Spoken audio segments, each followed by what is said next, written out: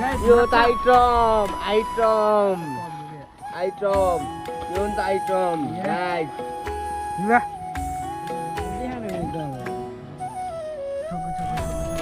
वो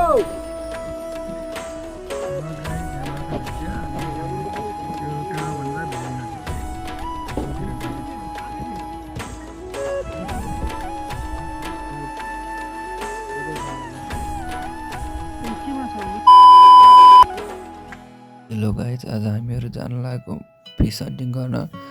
भिडियो अन्तिमसम्म हेरेर साथ सपोर्ट गरिदिनु होला धन्यवाद